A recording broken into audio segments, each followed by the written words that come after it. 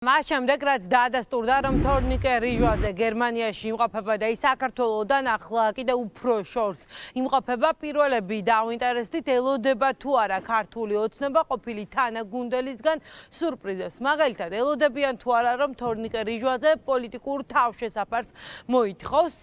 დღეს ქართული ოცნების წევრები გაურბოდნენ რიჟვაძესთან დაკავშირებით დასმულ კითხვებს. მაგალითად, პაპუაშვილმა მოისმინა რიჟვაძეზე დასმული კითხვა, თუმცა პასუხი დღეს ჟურნალისტებს არ გასცა. მთავარი სათქმელი გიორგი ვოლსკიმ გაახმოვანა დღეს და შეიძლება ითქვას, რომ ივანიშვილის გუნდისგან ხელშეუხლებლობის გარანტია მისცა თორნიკე რიჟვაძეს.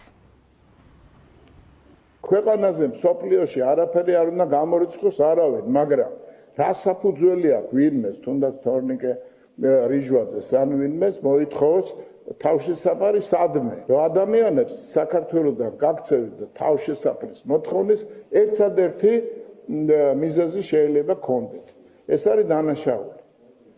ასეთი დანაშაული, ჩემი ინფორმაციით, თორნიკეს არ ჩაუდენია. შეკითხვები არ გამორიცხავთ, არ გამორიცხავთ, რაღაც კითხეობის ყავის ჭიქა დავლიოთ, ყავა გადავაბრუნოთ და ჩავიხედოთ შიგნით და გამორიცხავთ თუ არ გამორიცხავთ იმაზე ველაპარაკობ. ზოგი მაწონზეც კი მკითხავს რა კობალტის ჭიქა უნდა დალიო კობალტის ჭიქიდან მაწონი გადაატრიალო და იქაც შეიძლება რაღაცეები გამოსწეს. ეხლა თორნიკე რიჟვაძეს მიადგნენ. ივანიშვილის გუნდისაგან განსხვავებით უფრო თამამები არიან ოპოზიციაში. ქართული ოცნების ოპონენტები დარწმუნებულები არიან, რომ თორნიკე რიჟვაძე იქამდე არ დაბრუნდება საქართველოში, ვიდრე ივანიშვილის გუნდი მართავს ხელისუფლებას, რადგან მიაჩნიათ, რომ ახლა თორნიკე რიჟვაძის უსაფრთხოება დაცული არ არის და ამას ძალიან კარგად ათვიცნობიერებს თავადაც ოცნების ყოფილი ჩინოვნიკი.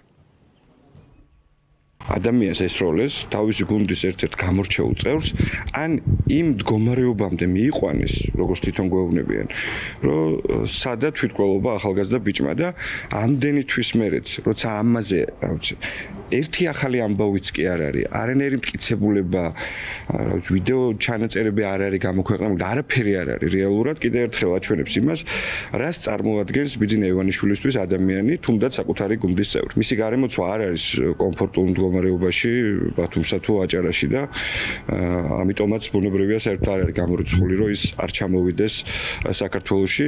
ამასთან ერთვის მისი ჯანმრთელობის მძიმე მდგომარეობა და აქვე მინდა კიდევ ერთხელ მას გამოჯანმრთელება უსურვო, თუმცა რა თქმა უნდა მდგომარეობა არის ძალიან რთული მის თავს. მას ალბათ გაცნობიერებული აქვს ის, რომ საქართველოში მისი სიცოცხლე არ არის დაცული, მისი უსაფრთხოება არ არის დაცული, იმის გათვალისწინებით რაც მის თავს მოხდა, მით უმეტეს მისი ოჯახის წევრები არ არიან დაცული.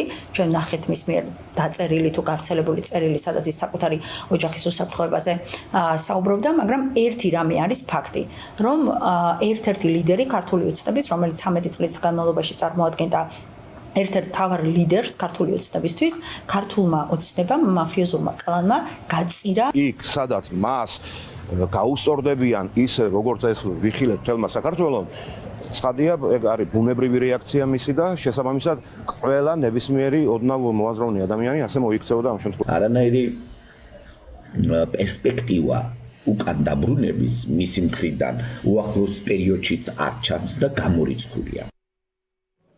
თორნიკე რიჟვაძეს და მის ოჯახს ოფიციალურად გერმანიაში ყოფნა 3 თვის განმავლობაში შეუძლიათ. ამის შემდეგ თუ მოუნდებათ მათ, რომ კვლავ დარჩნენ გერმანიაში, დაჭირდებათ ან ვიზა, ბინადრობის მოწმობა. სავარაუდოდ თორნიკე რიჟვაძეს არ გაუჭირდება, რომ დაადასტუროს, რომ სამედიცინო მიზნით იმყოფება გერმანიაში და ის მოითხოვს სავარაუდოდ გახანგრძლივებას სწორედ ვიზის. ოჯახის წევრებს მოუწევთ სამართლებრივად დაასაბუთონ, რა არის მიზეზი, რის გამოც მათაც უნდა მისცენ უფლება გერმანიაში დარჩენის. ამ დრომდე პასუხგაუცემელი არის კითხვა, მოითხოვს თუ არა ქართული ოცნების ყოფილი ჩინოვნიკი პოლიტიკურ თავშესაფარს ოჯახთან ერთად ევროპის ქვეყნისგან.